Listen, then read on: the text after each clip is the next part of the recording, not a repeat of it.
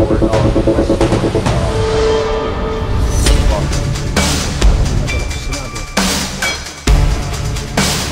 Of course, have a very large national industry. Where the industry Secretary for having me on. Alright, welcome back everyone dito sa latest episode ng Deep Dive à la Rue Européen. Kasama po natin live from, alam ba na Sir Ronald, nasaan ka sa mundo? Parang, Sir Yeah. Ronald, travel ka ng travel Bon ngayon ami. Bon Ha? ami. Aba, So, talagang, saan ba yun? Saan ba yung bon ami? Ha? ano ka na? Ronald Macron. Ronald Macron. Yeah. I've met him a couple of times. Ha? Yung Oo. isa by accident. Okay, di ba sabi mo nung isang Mm. Sir Ronald, kamusta naman dyan sa the other side of the channel? Kasi dito sa side ng channel namin, kaka-Brexit and Yeah. Cherries nang wasak yung infrastructure It's dito. great. The Wi-Fi is great. Unlike the other side. Supposedly, I mean, the number one university in the world, and yet, iba yung infrastructure namin dito. I don't know paano naging number one tong Oxford na to Baka eh. talagang that's why it's the number one university. It's old school. Hindi, analog, hindi kami connected. It's old school. So, Oh, old school, pero yung bayad dito, napaka-new school. Imagine, magbayad ka ng 5,000 pesos, tapos kalahati ng syudad, hindi nag-work yung internet mo. So, mas scam wag pala dito kaysa Pinas. na tayo masyado matagal because I'm supposed to meet our OFWs here. Oh yeah, So, of course, Sir Ronald. Sir Ronald. I'm gulat not nga gonna ako, hold you back. dami. Akala ko just a dozen or so, pero mukhang there's going to be 4 or 5 dozen people. Are they worried? What's going on, Sir Ronald? Of course, sa Japan sentiment ng nga, nung galing kami, umiiyak yung mga OFWs kung ano nangyayari sa atin. At syempre, kinukumpara nila, ano bang nangyayari sa Japan, no? Pumunta nga kami doon sa kanilang cisterns, yung kanilang flood control. So, kitang-kita mo yung difference, no? For not too much yung gap between the resources used to do the flood control with hundreds of billions lost to corruption. We could have easily built modern flood control systems, no, similar to Japan, because the technology is there. Hindi naman siya bago. It's been there for a long while. Modern drainage system, modern waste management system, modern flood control, water impounding system. It's there for decades now, no? Pero ayun. Well, sa Japan, it's been there for decades. They've been saving 70-75% of all rainwater. Nilalayo nila sa flooding, tapos ginagamit nila into potable water for agriculture, for people, and in so doing, creates geothermal power. So, and then provide employment and a safer environment. Sa Japan kasi, pag nahuhuli sa corruption, they commit the honorable way out, no? Just a hint of corruption. Parang, speaking of harakiri, si Harry Curry. Si Harry Curry, Sir Ronald, magkaroon ng red notice na si Harry pero sabi daw niya, hindi daw siya pwedeng hulihin dahil he is the most important asylum seeker sa Netherlands, no? Talk about pagbubuhat ng sariling bangko, no? Yan, mas malaki pang brasos natin, Sir Ronald. Tinext ko nga yung kaibigan ko ron na Dutch police. Sabi niya sa akin, Harry who? Sabi niya. Harry who? Sabi ko, don't you know him? The Humba King? No? Harry who? Sabi niya, the most important, no? Asylum seeker in the Netherlands, no? Yeah. Only a lunatic will call yourself like anything like that. So, dapat kasi you hire people to say that about yourself. Diba? Hindi ko yung nagsasabi nun. Pero sa bagay, nasa level siya nila Panelo, Topacio, Gadon. Nasa level yan. Isang level yan. Hindi, Topacio, Billboard Medyo next level. Diba? Yung, grabe, no? Yung ganyan klase mga tao, no? Where did Sir these Ronald, people come hindi kasi from? lahat yung yabang nila katulad natin, Sir Ronald. Yung sa atin pa simplex eh. Ito Hindi, mga mayabang naman ako. I'm not humble, pero that's a different level, no? sila humbog. Humbog sila. Oo. Sir Ronald, Magmumukha akong humble pagkatabi ko sila. Mm. tsaka ako naging mukhang humble kang kasama ka, Sir Ronald. So kumbaga Oo, may levels yan eh. pagkatabi kita, nagmumukha akong humble. Pagkatabi mo sila, nagmumukha Mukha ka rin akong humble. humble. No? So, iba't ibang levels eh. Ah, it takes a whole it takes a whole bunch to make the world kumbaga. Iba kasi iba yung mga alpha males, no? Iba yung mga lunatics, no? Magkaibang level 'yun eh. No?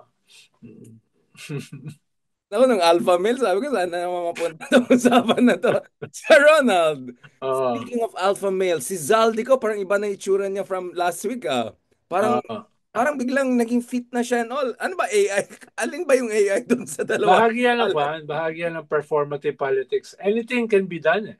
'Di ba? Ako nga pwede akong palabasing gwapo eh, kahit hindi. So, Pero nakita mo yung picture natin, yung mga bida or kontrabida, yung kasama tayong lahat. Nakita mo ba yan? hindi. Ano yun? Silang Ano ginawang yun? Ano yun? graphics na Ano yun? tayong Ano lahat yun? ng mga suicide Nandun ka nga sa kwan eh. Sa five top political analyst, no? Bilib ako, no?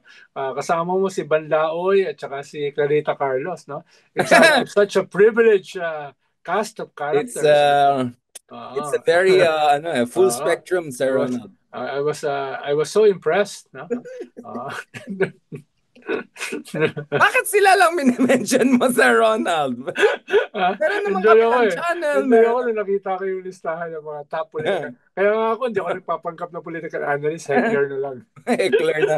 Gawa, tanungin ko nga, ChatGPT, top, pili ko purong Tulfo brothers ang kasama mo. Tulfo, Ronald, Tulfo. Apat na Tulfo tapos isang Sir Ronald. Tapos sila Panlaoy tsaka si Clarita Carlos nag-launch pa nung kwan. Center, Sa UP, China. sa university mo, di ba? Hindi, Diliman College, hindi UP Diliman. Hindi ko alam ano yung Diliman College. Ano yung Diliman College? Akala ko Hindi UP ko rin Diliman alam. yun. Basta, para siyang, I don't know, yung parang, may muntik akong sinabi, baka may Sa kaya galing ako nun, funding nun, no? Kasama nila si Lambino, yung cast of characters na puro pro-China. Filipino-Chinese yung Association of Industries Businesses kasama doon. So, yeah. Are you surprised? No? May Chinese embassy din. So, I don't know. Maybe it's Kaya galing yung funding nun. Just asking. Sir, parang tayo, walang funding. Ano lang, Zoom lang. Baka ganun din yung nila. Zoom nag-Zoom lang sila. Punta na tayo sa pag-uusapan natin. Baka binabanatan na tayo ng audience mo. Ano pinag-uusapan ng dalawang ito? Sir Ronald, speaking of old school, there's nothing as old school as as yung away kapatid ng mga Marcoses and all. I mean, are we past the point? Kasi Sir Ronald, for 3 years sinasabi natin, bakit si BBM masyadong mabait, di siya bumabanat. Ngayon bumanat na, para ay wag ka nang bumanat kasi presidente. Hindi naman, pero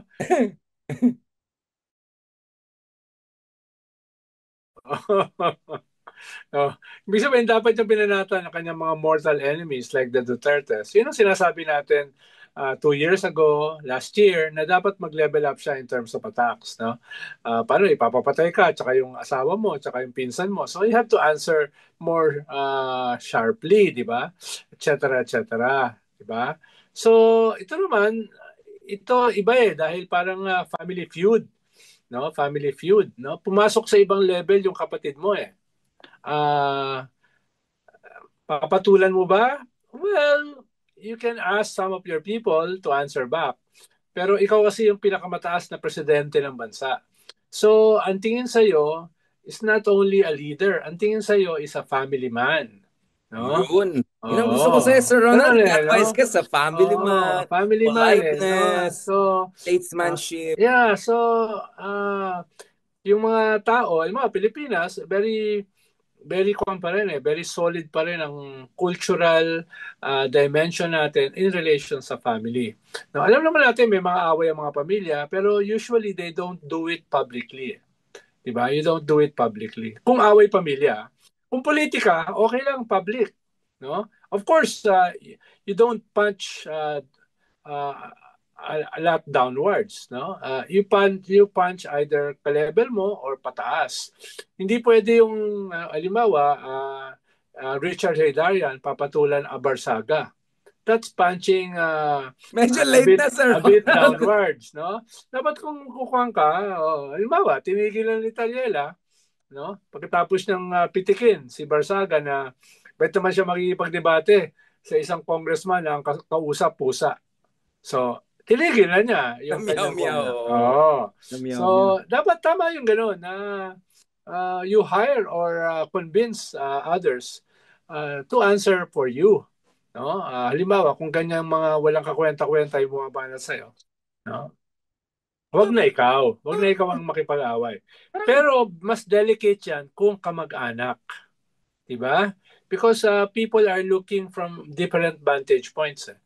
Kung bardagulan, politika, okay lang. Diba? Pero kung ganyan, ay baka makalamang pa yung bumabanat sa'yo na kapatid mo.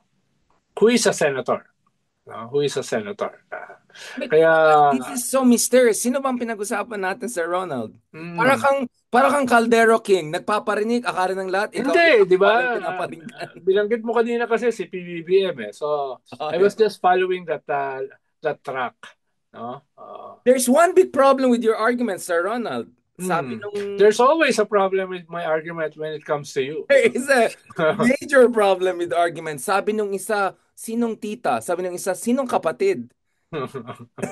Sir, what if ganun yung... Parang iba yung lumalabas eh. Parang, hindi kita kapatid. Sino ka? Who you? Tita ba kita?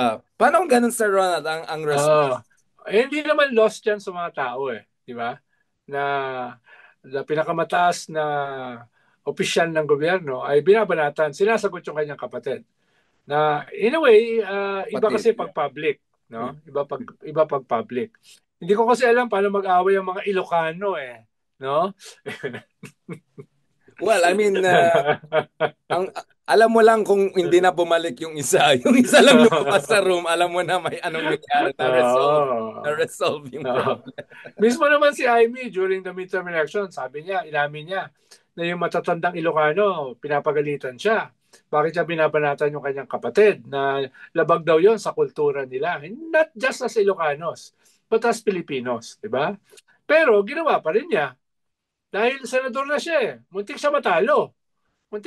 Number 12 siya eh. Pero senador na siya, so hindi na niya kailangan yung advice ng mga matatanda. Lalo na kung may balak siyang tumakbo for a higher position sa 2028. Dahil kahit matalo siya, kung tumakbo siya for vice president, senador pa rin siya. So tingin ko meron naman siyang calculation dito eh. Na magsha-sharpest line siya sa kanyang kapatid dahil yun ang hinihingi ng kanyang mga allies who are clearly from the other side, the Dutertes. Lalo na, it could be a condition. Papatakbuhin ka namin as vice president. Pero durugin mo ang iyong kapatid. Diba? Ganon. Pwede hindi ako magugulat. Ano to, parang equation. Ano lang, bad cop, good cop, ano lang, charot-charot. Hindi kaya baka ano yan, scripted lahat yan. It's a reality show. Parang Keeping Up with Kardashian, hindi kaya? Hindi. Kanya talagang kung iisipin mo na parang conspiracy yan nung magkapatid, I doubt it. No? Pareha silang nasisira eh. No? In the scheme of things. Kaya... Ito, Sir, nakita mo to? Ito, bida kontra bida. Oo, nakita ko yan. Mo? Sinabihan pa tayo. Pero parang hindi ko kamukha yung nandyan. Sabi ko, masyado siyang subdued, di ba? Mukha siyang respetable. Di ba? Masyado siyang mabait eh. Tapos ako mukha akong hindi ako. reality Tapos, show. Ikaw mukha kang kontrabida sa likod ko. Mukha kang parang may masama kang balakin sa akin. No? Yung gano'n. Yan yung dating, no? Baka ibang isipin ng tao, ma-excite si Harry. Wala kang sinasabi. Parang looking down on me. Sino ba itong political analyst na nagpapanggap na ito? Bakit si Trillanes sa likod ni Sino yan? Si Percy Lapid at Trillanes. Yung sa taas? Trillanes! Ay, hindi na kamukha. Danny Percy, tapos ikaw, ako. Hindi ko nga nakilala si Trillanes eh. Ayan, yung katabi mo. Sino yung katabi mo? Si Tiron at saka si Soto sa baba. Hindi ko kilala eh. Wow. Bakit andito tong isa? Bakit ano naman siya? Okay naman siya, wala naman siyang sinasabi, di ba? Bakit Iba siya yung, yan? iba yung mga mukha. Hindi ko sila mga mukha. Sarili ko nga, hindi ko makilala. Medyo low budget yata ang AI, Sir Ronald. Kaysa gumawa po tayo lalo sa AI, parang naging indistinguishable tayo. Ikaw talaga mukha kang respetable. Parang, is that Ronald? Sabi ko. May nakita nga ako kahapon lang eh. Parang buhat-buhat ako ni Trillanes. Grabe naman! May mga Oo, padala ko sa'yo. Tawa ko lang tawa eh. Oh. may meme na naman tayo, Sir Ronald. Well, Oo. Sir Ronald, I know you have to leave na, but what do you think about this news na si Lenny ang baka dadalo sa this week pala, this weekend rally? Why Hindi would totoo. Hindi totoo. ay dito do, Marites? Oo. Dahil sinabi naman niya a week ago na ayaw muna niya makialam dyan sa mga national rallies na yan. No? Sinabi niya in Bicolano, pero maunawaan mo naman na yun ang ibig sabihin. Ayaw niya sa mga rallies na national, doon muna siya magfo-focus sa local. At mukhang dito sa November 30 rally, ay may lumabas na sasama daw siya. Pero dininay niya. No? Dininay niya. Baka sineset up lang siya na dapat siyang sumama. Pag hindi siya sumama, negative ang dating. So baka ganun. Pero But itong should she rally be na ito, there? ang But do you naiba think kasi should she be dito, there? this is nationwide. No, you will see yung mga churches maglalagay ng mga white ribbon as a symbol of anti-corruption. Pero yung isang element diyan, anti-dynasty. The movement will also focus on anti-dynasty, anti-impunity, anti-corruption. So, yun yung kaibahan as well as nationwide na siya. Halimbawa, yung bagong bishop ng Cebu, publicly nagtawag na ng gathering sa Cebu on November 30. Pero meron ka mga kaibigan na magrarally sa Luneta, no, calling for resign all. At I'm almost sure mamarcha yan sa Menjola, no, to sharpen their attacks on the Marcos government. No. Hindi ko alam kung ang tawag nila ay US Marcos dictatorship pa rin. Ayan na naman tayo. Katulad Ayan, ang mga hindi ko sure, no? Pero what is this caretaker thing na resign all or Ramon Ang? I mean, like, what's going on? What is this caretaker government? mukhang hindi totoo yan. Kakausap ko naman si Alice eh. Hindi naman niya, parang may nagkukan lang, may nag-i-spin lang na baka gusto ng mga negosyante, no? Gusto ng mga power centers na isang taipan ang mag-head ng isang transition council. Pero a transition council presupposes two things.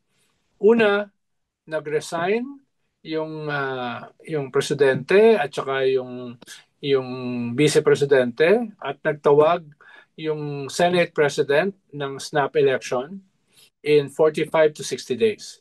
So pwedeng yan ang patakbuhin mo, no?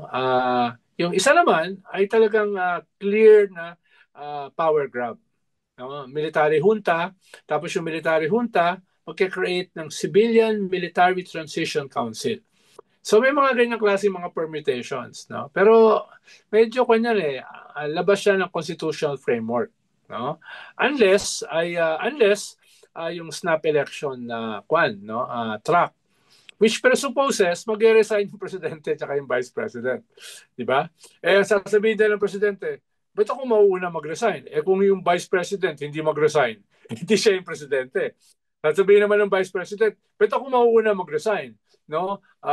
Mauna muna yung presidente, no? So, kanyan unahan sila. yan, no? Maliban ba sa mukhang hindi naman sila inclined na mag-resign.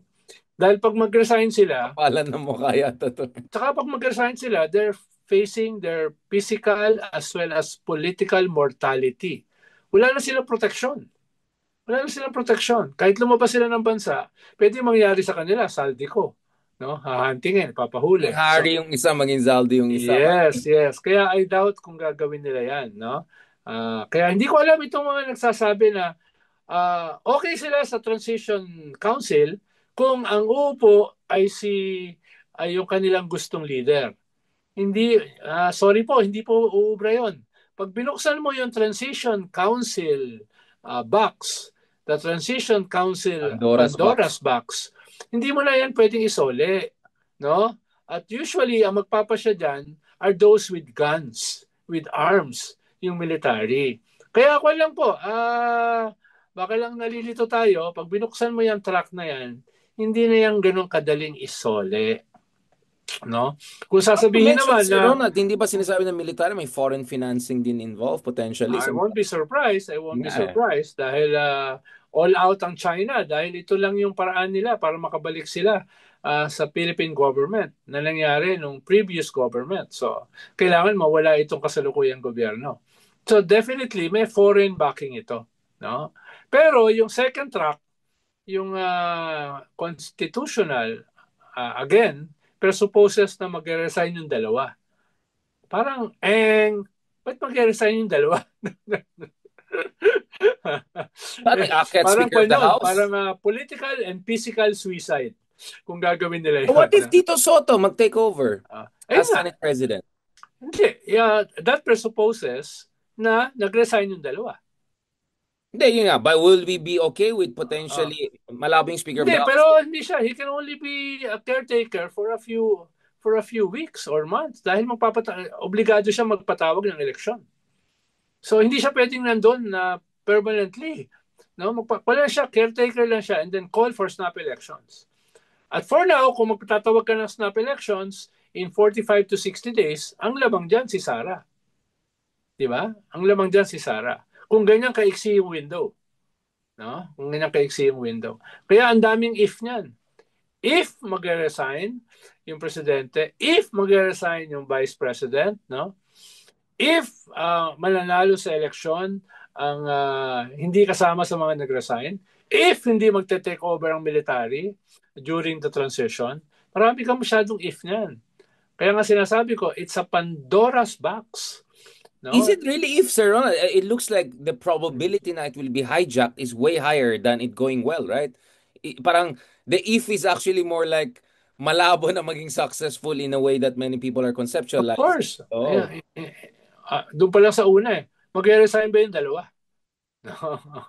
So unless it is a clear power grab, a withdrawal of support, then you have not a transition, no? A transition in a way na sasabihin nung magte-take over, hindi naman kami permanente rito. Eventually, there will be a civilian government, no? Alamin lang namin gaano katagal. Could be a year, could be 2 years, it could be 10 years, no? Problema, hindi mo man lang kilala who will take over. No? Sino yung hahawak ng poder during the transition? Ngayon, itong mga to, fina-float nila mga possible names na mabango. Di ba? Dahil ang pangit pakinggan ng military junta eh. So magtatayo sila ng civilian military government, transition government, na of course, nasa likod yung may armas. Tapos, wala ka kasing mandate eh. Di ba? You weren't elected eh. Ang naglagay sa'yo doon, it's basically the military. Although sabihin mo, the people appointed me to this position. Pero walang eleksyon eh.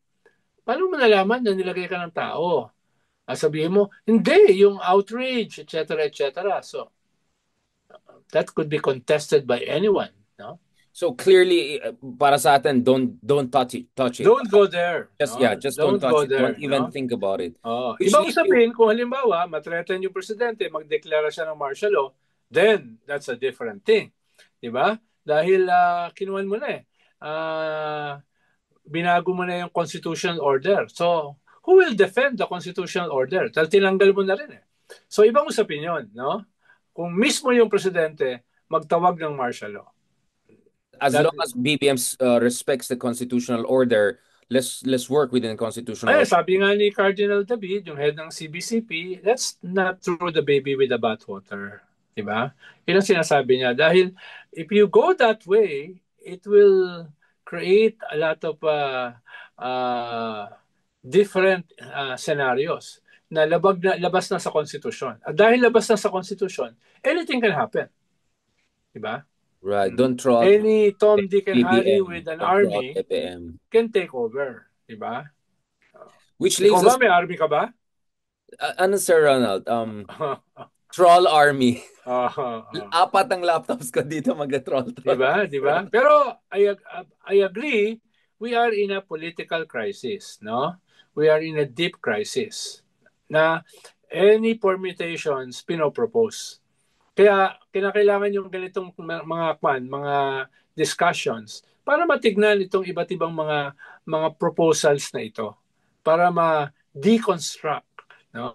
Itong mga ganitong proposal. Dahil sa unang tingin parang, uy, galit ako eh. Galit ako. Sasang-ayon ako kahit saan. Hindi yun ganun po kadali. No? Again, you might be throwing the baby with the bathwater. Baka lalong mapasama. Pag binuksan mo yung Pandora's box na yan, well, maliban na lang kung ikaw ay nakatira sa Oxford, no? Okay na lang kung nandun ka sa malayo, wala kang pamasahe para bumalik. Malaking sakripisyo natin dito. Parang kasing pangit yung infrastructure ng Pinas except 10 times more expensive. So malaking sakripisyo hindi Sir Ronald. Huling-huli, so that leaves us with the status quo, which is ICI investigation and all. What about this thing BBM saying even if it goes all the way to Martin Romualdez, my first cousin, okay lang? Do you think performative lang? Mukhang they already Some people crossed, think it's not that strong, the evidence. I think they already crossed that bridge.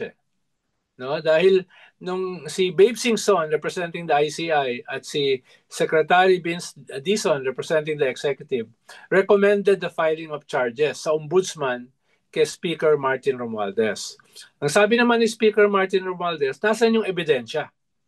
Kung ang gagamitin yung ebidensya na sinasabi nyo in public ay yung Gutesa testimony at yung Saldico testimony, medyo mahina yan. Dahil yung Saldico testimony ay hindi siya, it won't stand in court dahil wala siya rito, wala siyang affidavit, no? Wala yung mga resibo na sinasabi niya. Yung kay Gutesa naman, still missing pa rin siya, no? Ako naman, hindi ko naman tatanggalin sa gobyerno nung ni-recommend nila na filean ng kaso si Speaker Martin na baka meron naman silang ebidensya or smoking gun na nakatago. Ba't mo naman i-inform yung kakasuhan mo by telling him lahat ng ebidensya mo? Diba? So, why warn him? Halimbawa, kung kakasuhan kita, Richard, ba't ko naman sasabihin kung ano yung mga skeletons in the closet mo na na-discover ko? Unless wala kang balak talaga at ano lang. Maglalabas lang ako ng isang skeleton. Other skeletons itatago ko until the hearing. Diba? Ayun. Kaya, pwedeng yan yung both sides. Sabi ng mga defenders ni Speaker Martin, yung sinasabi ng ebidensya, hindi naman yan ebidensya eh.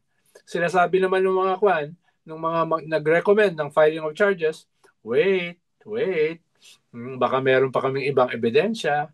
So, pero I think they have crossed the line. Hindi yan gagawin ni Vince Dizon, hindi yan gagawin ni Babe Singson ng ICI, hindi yan tatanggapin ni Ombudsman kung kahit paano wala yang blessing. Kahit sabihin natin na yung Ombudsman is a co-equal body, well, in the real world, no? Hindi yung Oxford. Oxford kasi hindi real world yan eh. No? In the real world, no? Mr. Macron, kanina ka pa nagbabanat dito. Things like this happen, no? Yung Oxford, parang kwan yan eh. Parang Harry Potter. Ibang mundo yan eh. Hans Gruber daw ako yung iba ang pinagdedebatihan dyan eh, no? Iba ang pinagtatalunan dyan eh, no?